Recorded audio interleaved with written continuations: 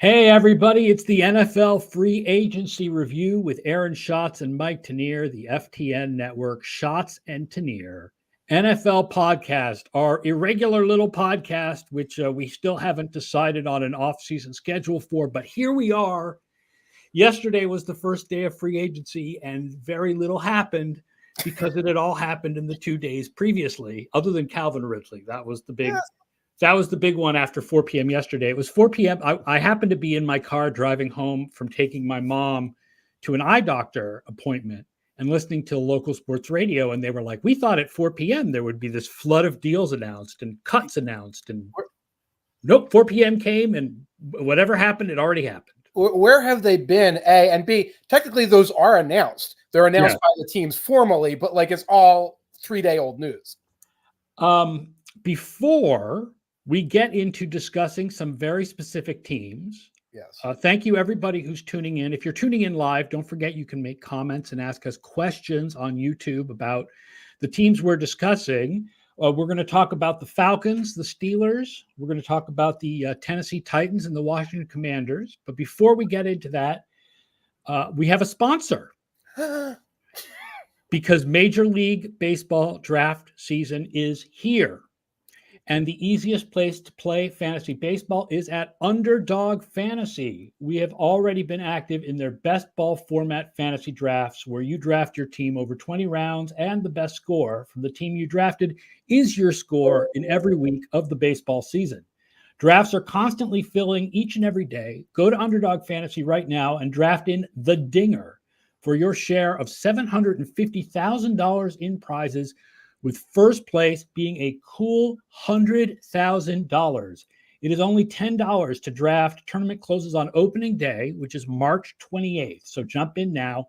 Sign up for Underdog. Use the promo code FTN to get your first deposit matched up to $100, which is 10 free Dinger drafts. Use the promo code FTN and join Underdog Fantasy today. When I started out, I had to tell baseball people that there was this other sport called football that they should read about. And now it's the opposite. I want to remind football people that fantasy baseball is a lot of fun. We used to call it rotisserie baseball back in the day. It was rotisserie baseball because of the sports writers who popularized it at a rotisserie restaurant. But it is a lot. I used to play it years and years ago. I've drifted away from baseball. Absolutely a lot of fun.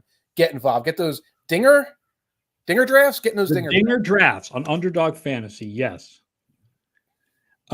We have our first question before we start talking team by team. Bill Houston wants to know if there are any recently released cap casualties that you think provide value. And he does think you are killing it with the new 2 Deep Zone Substack, which everybody should be subscribed to at miketanier.substack.com.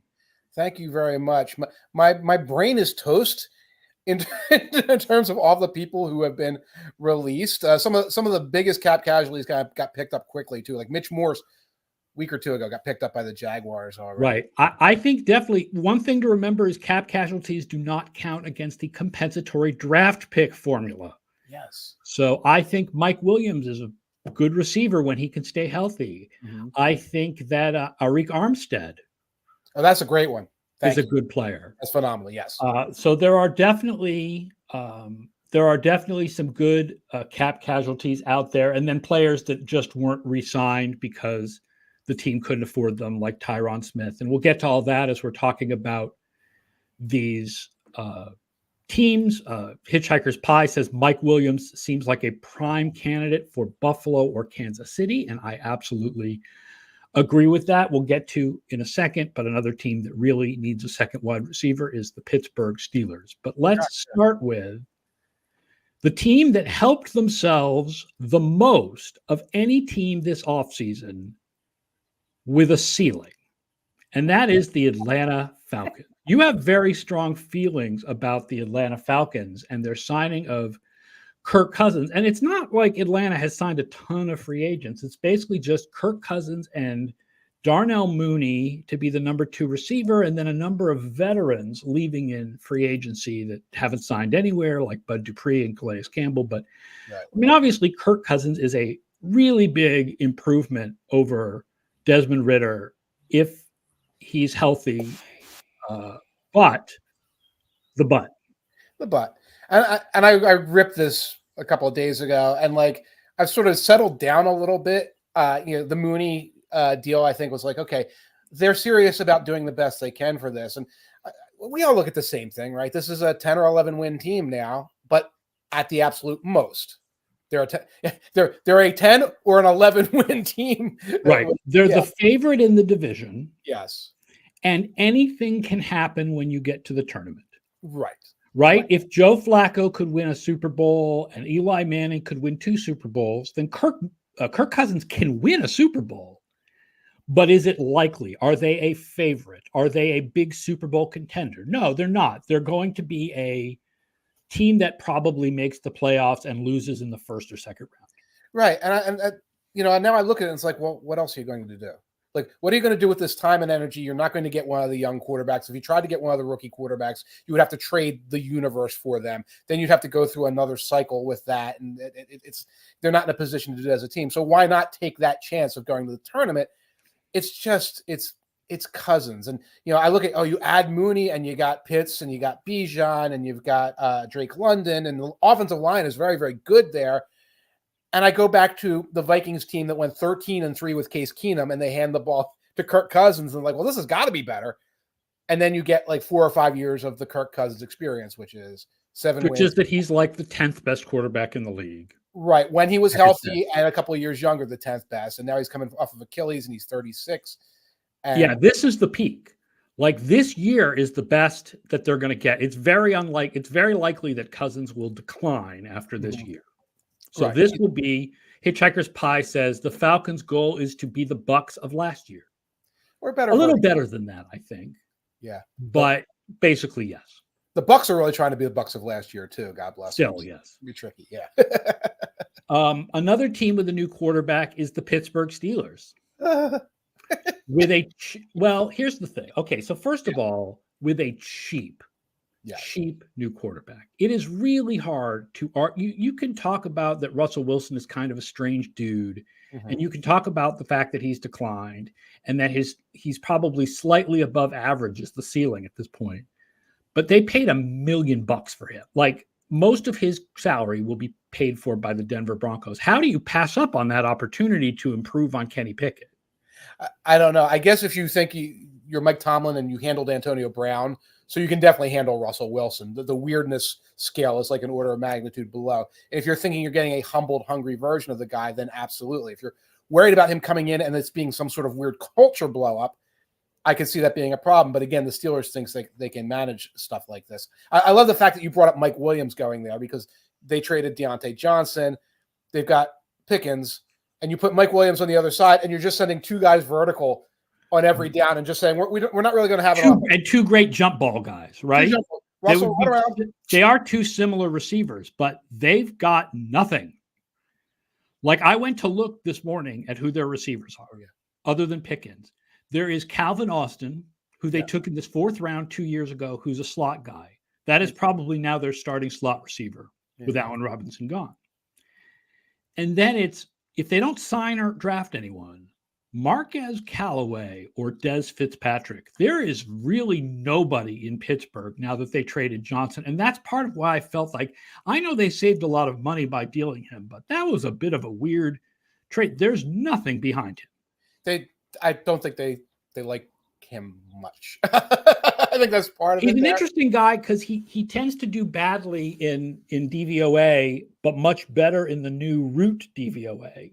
Because he's good at attracting targets. He does well in the ESPN receiver tracking metrics that are based on the next gen stats tracking. He's good at getting open, he siphons up the catches in these bad offenses. When Pickett is playing poorly, he becomes Pickett's check down guy. When Roethlisberger was out of arm, like he was able to dump those little short passes to Deontay. So I think they wanted to change the room a little bit at wide receiver. I think that's part of what was going on. There was talk of either him or Pickens was going to go for weeks now.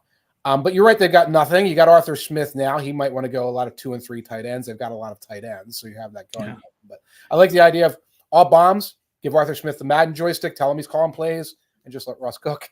Yeah, Matthew Carley says, I thought Rudolph did better because he could throw the ball deep to their fast receivers, fast receivers, and Pickett could not. And Yeah. Wilson can do that. Yeah.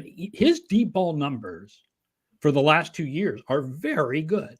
The problem has been the short ball and the sacks, not the deep ball. The deep ball's been very good. Right. The other Steelers move, Patrick Queen. Yeah. So here's the thing about Patrick Queen. How much did Patrick Queen improve over the last couple of years? He did. And how much is it that he was playing next to Roquan Smith, which freed him up to do things he was better at? And Mike McDonald was the scheming. So he was scheming Queen to do things that he's better at. Now he goes to Pittsburgh, where he's supposed to be the lead of the inside backers. Are we back to Queen doing things he's not so good at, which means he's going to over pursue everything and miss tackles and go back to the Patrick Queen from his first couple of years who wasn't that good? I don't think so. First of all, if you can scheme a guy to be better in coverage, that guy usually becomes better in coverage. You know, this is a young player who progresses, and they were using him in coverage a lot. Now, of course, I think of Queen as like the vertical attack the line of scrimmage linebacker. Somebody's going to blitz, somebody's going to do run fits up the middle. I think that's what he's best at. Last couple of years, he's been in coverage a lot, and I think there's a sense where, he allows a catch here, he allows a catch there. He's on the field. Yeah, he's on the field. He's not being replaced by a safety and stuff like that. So Steelers also habitually for decades kind of had the lateral inside linebacker and the perpendicular inside linebacker who attacks. I'm not sure if they're going to continue that. I don't know. Really haven't looked at how much they do that nowadays. I think they're going to be asking Queen to attack from the middle a lot, even though he might be the alpha or whatever there. I think that's what his role will be primarily in Pittsburgh. It feels like Pittsburgh's just going to go 9-8 again. Yeah. Not 9-8 with fourth quarter comebacks from Russ instead of 9-8 with fourth quarter comebacks where Pickett found Pickens one time at the end and there was a sack and, that kind of thing. Let's talk about the Tennessee Titans. They made the biggest move of yesterday by taking Calvin Ridley and stealing him away from the Jaguars and Patriots who had been in on him, offering him a very large amount of money. I did not write down any of the numbers, but they honestly, numbers don't mean much to millions of dollars don't mean much to me unless I see the rank of like where that stands among wide receiver contracts. I think he's now going to be like the 10th highest paid wide receiver in the game. So the Titans have done a lot of changes. Okay. Calvin Ridley in, Lloyd Cushenberry in at center, Tony Pollard, Kenneth Murray. Oh, wow. Talking about linebackers who never quite lived up to their draft status and missed tackles. That's a runaround guy. Chidobe Awuzie. As the number one corner. Out, Derrick Henry, Azeez Al-Shaair, and Sean Murphy Bunting. Okay. And Hitchhiker's Pie points out it is 4 years, 92 for Ridley with 50 guaranteed, roughly. Yeah. Yeah. And again, I'd have to look at the shape. And there is a little bit of, while the Titans had cap issues and all, like, you got to spend somewhere, and especially for that offense, somebody fast has to be there. And you can't necessarily just go draft the fastest kid. You got to say somebody fast that the defense has to account for has to be involved. Otherwise, you're never going to develop Will Levis if he's developable. And you're going to have an offense like what we really saw last year where it is just station to station. Hopkins, as he ages, Hopkins as the slot receiver makes some sense. He's not as much of a speed guy anymore. Right. But he's still really good at the contested catches and getting open the short areas. Are you giving Treylon Burks a role? They also I don't know what the deal is. Yeah, this may have been an announcement that Treylon Burks just has not been what they want, and that they feel like he's just not going to develop. Yeah, because they also still have Nick Westbrook-Akine and Kyle Phillips and. Right. Yeah. Burks, I think, is not going to have a significant role in the team. They did re-sign Westbrook-Akine, so they like him. The Okonkwo, the tight end, gets a lot of balls, probably deserves to get a lot of balls. He is a pretty good ball player. I'm having a hard time putting all of the moves together into something besides third place. And I think that's my problem with it. Yeah, it feels to me, I've said, I tweeted this out. I got a lot of attention this week because I did the Ninja AFK podcast with the very popular streamer Ninja, so I got a lot of new readers. And I felt like here we are, and I'm supposed to be tweeting constantly about free agency, and I have a bunch of new readers to attract, and yet I didn't have much to say. And the fact is, I know more about free agency than I do about the draft, but free agency does not move the needle that much, especially because you tend to bring in what leaves. Yes. Right. What comes in tends to equal what leaves, and so it doesn't end up moving the needle as much as having good draft picks who are cheap and good for 3 or 4 years. And so for the Titans, it's like Henry out, Pollard in, wash.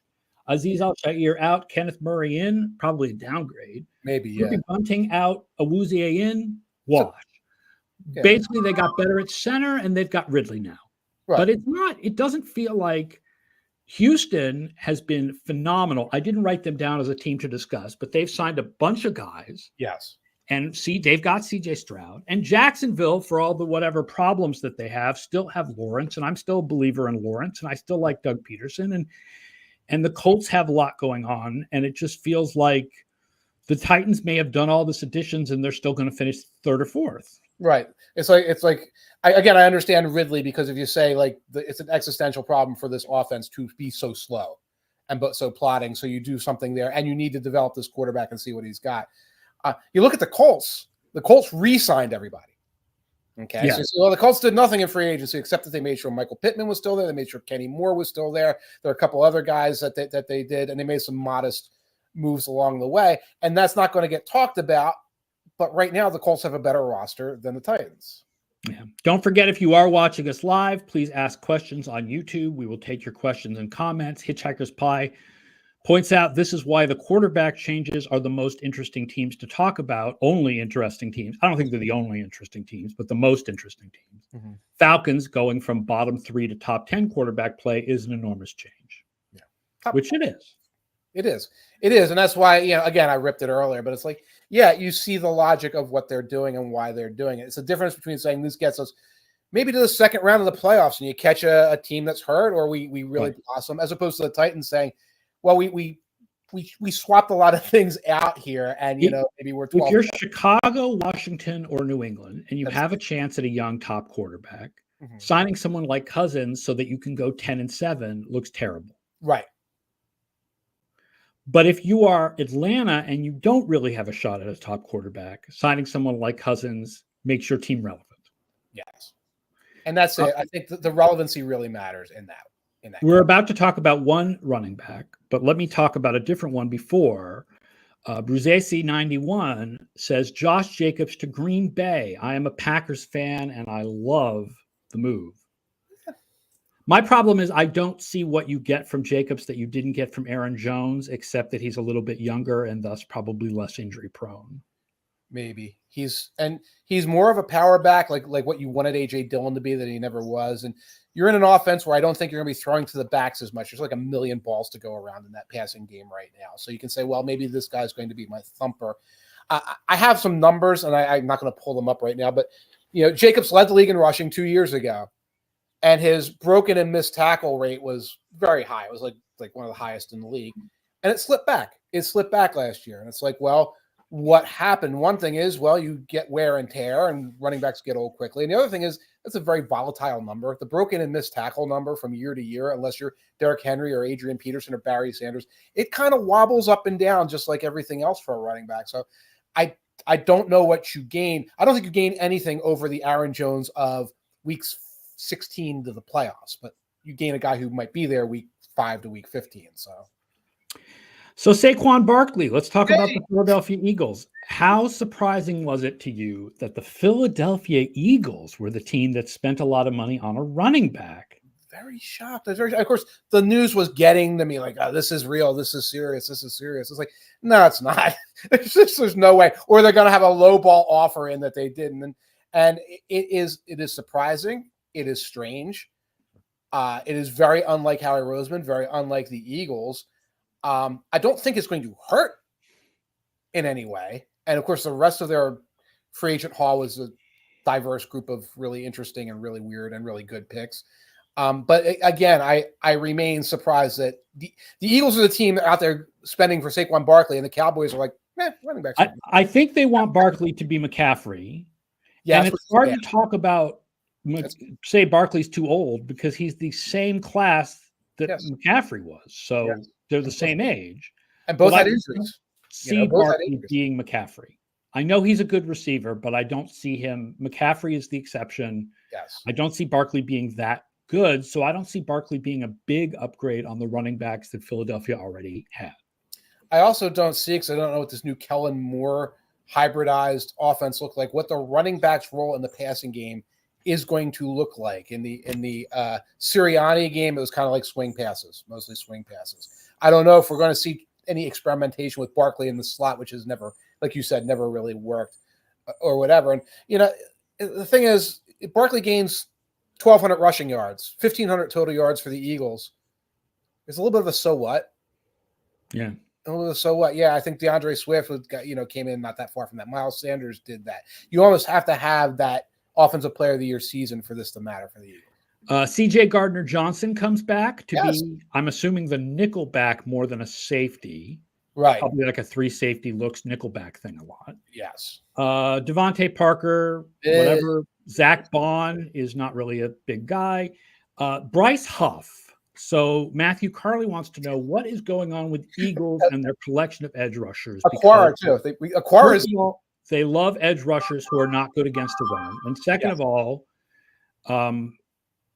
Sweat. There's been a lot of talk about trading Josh Sweat, or trading Hassan Reddick, and the idea that Huff is here now suggests that one of those guys could be traded because, I know that they do like to rotate their defensive ends, and Brandon Graham is back too, but I would think that they would want, if for what they're paying Huff, they want Huff to be a starter, and therefore they're going to trade somebody.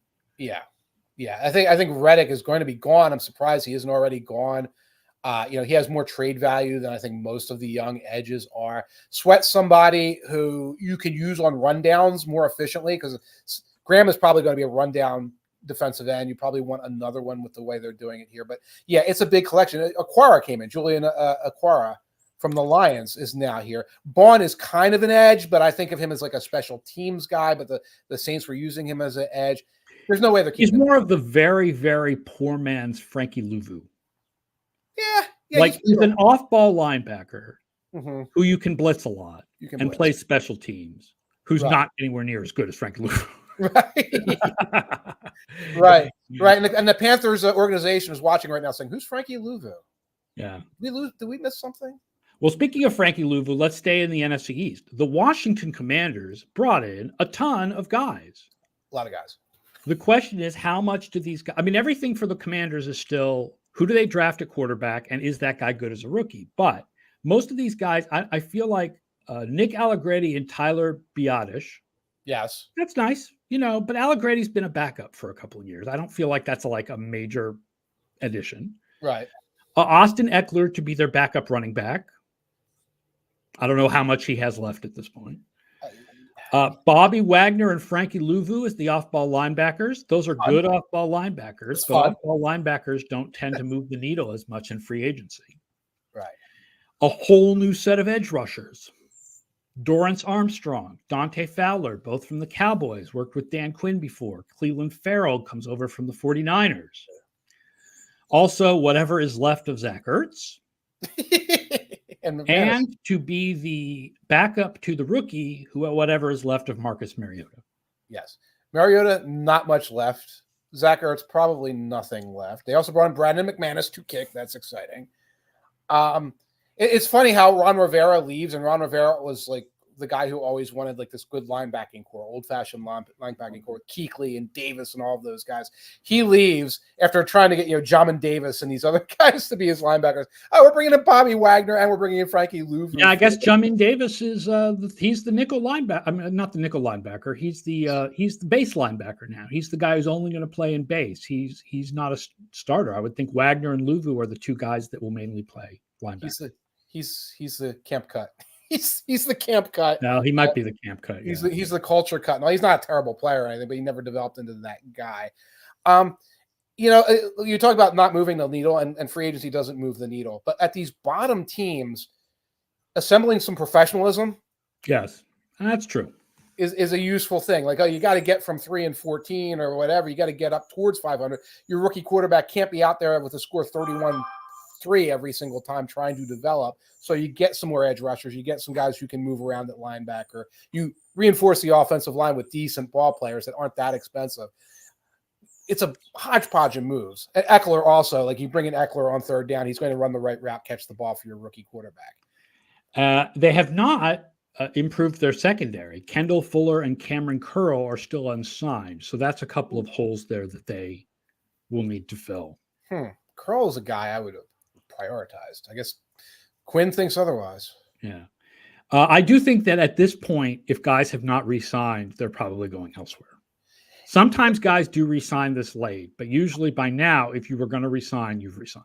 If you were prioritized like that, definitely. Also depends on how much cap space the team has. Some teams are now scraping, and they're signaling we're not keeping money around to re-sign our guys, aka the Chargers.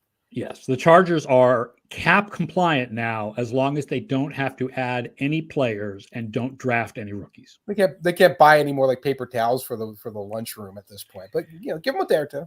One more NFC East team, the Dallas Cowboys. Yes, brought in Eric Kendricks to be their third linebacker, and that's it. That's it. And they have lost Tyron Smith, Jonathan Hankins, Stephon Gilmore, Tony Pollard, and Jaron Kearse. And there's a lot of talk and the edges, Armstrong and Fowler. And there's been a lot of talk about, is it bad that Dallas hasn't done anything? My feeling is a little bit, again, I was listening to Boston Sports Radio yesterday, and there was a lot of talk about why are the Patriots not doing more? Why are the Patriots not doing more? Why are the Patriots not doing more? And the Patriots do have a lot of money to spend and holes to fill. And so sure, they could bring in some guys. But again, I feel like free agency does not move the needle as much as people think. Now, it moves the needle if you're a team that is a contender like Dallas and you have a couple of specific holes you need to fill veterans into. Yes. But I'm not that worried about Dallas not being that active. I'm not downgrading Dallas that much for not being that active. No. I'm not either. And the other thing with free agency, it moves the needle if you're a contender and you lose a lot of guys. That's right. And they are losing some guys, but there are replacements sort of in line. Like Tyler Smith will probably move to tackle, and then they'll draft a guard. Gilmore will be replaced by Trevon Diggs coming back from injury. Right. Running back, whatever, Pollard, but there's plenty of running backs out there. Yeah. Some of the edge and Hankins in the middle. Mazzie Smith didn't really perform like they wanted last year. I don't think Mazzie Smith is ready to be a starter, so there may need some help in the middle there. But yeah, I'm not like sitting here. If I'm a Cowboys fan, I'm not like, oh God, why did we not sign any? I'm like, all right, let's fill the holes and we'll be okay. Right. I think what really, because again, the skill positions are noticeable. Like running back is running back, but like Deuce Vaughn is the only guy on the depth chart at all right now. And like, okay, you second round, grab one dude, fifth round, grab another dude. You're fine. In a couple of weeks, go grab Dylan from the Packers and just kind of toss him in there. It's fine, but it is noticeable. I guess I would, if I'm the Cowboys, the place I would be nervous is the defensive line. You want some more extra bodies. I know they do have people to step up there. You want some extra bodies at these positions. Well, maybe that would be a place for Arik Armstead, although Matthew Curley pointed out earlier, Armstead has struggled for 2 years with plantar fasciitis and just had knee surgery.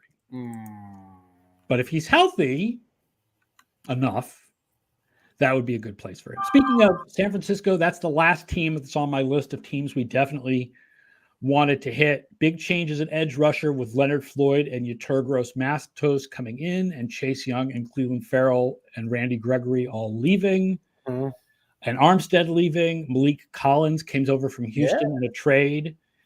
The big problem for San Francisco is that they need a Dre Greenlaw substitute for the first half of the year. Yeah. And Kendricks decided not to sign with them, so they need a linebacker for the first half of the year. Right. Jeremiah Trotter Jr. Well, no, in the first round, they got to go out and get like an interior offensive lineman. And the price of guards has gone way up. I noticed that, like, oh, you got to get $50 million over 3 years to get like a veteran guard. I'm like, okay, well, we're going to go get a rookie right now. But yeah, a lot of, you talk about bringing guys in, taking guys out, especially those edges. like all the edges you're talking about were just sort of mercenary guys who were brought in and say, hey, go be opposite of Bosa, go rotate with Jackson, and like see if you get anything, and see if we can get any meat on the bone off of Chase Young and Farrell and all those other guys. You replace those with new guys coming in. I think that's just a swap. I think Malik Collins is a good addition. There was somebody else that they added to the defensive line, didn't they? I know Kinlaw's gone now. Kinlaw's gone. I don't remember who else was added. I just know Armstead and Kinlaw are gone. Right. I don't know what's out there left. Again, it's been a blurry 72 hours, 96 hours here. I don't know what is out there is left. They should be able to find a adequate veteran linebacker to insert there if that's really what their need is. Yeah, I mean that's their need is that they need a linebacker who can play for Greenlaw because Flanagan Fowles is a free agent and Burks is a free agent, so all of their linebacker depth is gone. Wow. I mean they can bring those guys back. And Kendricks would have been brilliant there as like the veteran who does not have to be that fast anymore. Just go be assignment perfect, and you're going to be able to get the job done in that team. Right. Although the first 8 weeks when you're starting for Greenlaw, that's not. I think he would have been stretched. He would have been stretched in Greenlaw's role. He would not have been stretched in the role of third linebacker when they need a third linebacker. Yeah, but anybody's going to be stretched in Greenlaw's role, except Greenlaw or Warner. So, like, you would get somebody who. Super Glucose points out that they had 2 rookies last season. I'm going to pull up the 49ers depth chart right now. Pull up the depth chart right now because D. Winters, who is a 6th round pick, and Darrell Luter, who is a 7th. Yeah, I don't know much. So it's not a good idea to count on 6th and 7th round picks. Yeah. By the way, you talked about the Patriots. Yeah. And when you mentioned them, it's like they've been doing a lot of internal re-signings. And I double checked. They've been doing a lot of internal re-signings and not silly ones. No, they said, these are the guys that we want who are good in locker room culture. Yeah. These are the guys we don't want. Say goodbye to those guys. The guys we want, we re-signed them all. Yeah, Patriots get Luger back. We're re-signing all on Onwenu back, Anthony Jennings back, Josh Uche back. Like the guys they wanted to re-sign, they've re-signed.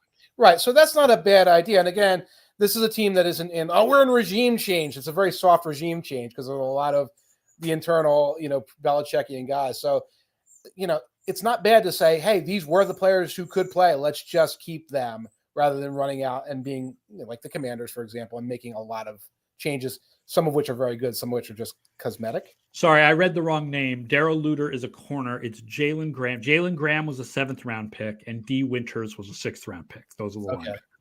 Okay. They need a veteran linebacker to play in Greenlaw's spot for the first 8 weeks of the season. Yeah. All right. It's been a pretty interesting couple of days. Yeah. It doesn't move the needle that much other than Cousins, but it's been an interesting couple of days. There's definitely a lot of shuffling of guys. That Monday was like the busiest free agency day I can ever remember. Even in the last few years with the whole tampering period nonsense, the first day was never as active as. No. The idea that I felt like we were going to get Cousins news on the first day. But there were so many signings that kind of came from left field that were shocking that I didn't think this was done. I didn't think it was going to happen this way, et cetera. And it was rapid fire, and it kept happening rapid fire into the night, which was, as somebody who's trying to cover a large swath of it, it was pretty hectic. Matthew Carley says, can Darnold succeed with those receivers? I believe Darnold is in Minnesota now. Is that? He's not the starter. No, they'll probably. That's like J.J. McCarthy is going to. I don't buy some of this talk that McCarthy is going to go before Drake May. I think that J.J. McCarthy could end up in Minnesota. He could end up in Minnesota. I am 50-50. By the way, I was just trying to look up linebackers. There's veteran linebackers out there. I'm 50-50 on McCarthy jumping over May because I'm not a big May fan, and I kind of see what I think people are seeing in McCarthy. Sam Darnold is not the starter. So take a deep breath, Vikings fans. Sam Darnold's not the starter. I don't think they're trading Diggs either. That's like this, not Diggs, Jefferson. Yeah. I think that they're just dropping money truck on Jefferson, and Jefferson's waiting to see how the receiver market shakes out. But they're getting a quarterback. I think there's a feeling that if they pay Jefferson now, by the time they're ready to compete again in 2 years, Jefferson will actually be underpaid. Exactly right, because they can throw money, structure it in a certain way that he'll be happy when that time comes. Exactly, and they can build around it. And when I saw all the linebackers they signed, and that they go out and they get an Aaron Jones, it looked to me like a team that said we might not have all the mid-round picks we would normally have, like go grab like this linebacker, this backup edge rusher. It looked to me like they were saying, hey, we got to get some of those mid-round picks to get ready, package them to move up. That's what I think. Matthew Carley with very true truth. Denver, the Vikings, and the Raiders cannot all draft McCarthy. That is true. Denver's out. Denver ain't doing it. Denver's the team that's going to goof around with like Jared Stidham at quarterback. Unbelievable. All right. That does it for the show. Thank you so much for everybody who has watched today. We've had our highest viewership today to talk about free agency. I really appreciate it. If you're new to the show, please definitely watch. I can't tell you when the next one's going to be because we haven't decided what our off-season schedule is going to be. But if we have some interesting stuff going on in the next few days, we'll do this again next Thursday. Let's do it next Thursday. Let's just pencil it in. Don't be all right. Next Thursday. Next Thursday. Next Thursday at 11 a.m., we will update on more free agency. Next Thursday at 11 a.m. So come back for that, 11 a.m. Eastern. Thank you, everybody who listens as a podcast. Please do not forget to like and review the show. And follow us on Twitter and Threads, Mike Tanier, Schatz NFL. Thank you again, everybody, for watching/listening to the FTN Fantasy Schatz and Tanier NFL podcast. And we will see you definitely next Thursday at 11 a.m. Eastern. All right. So long, everybody.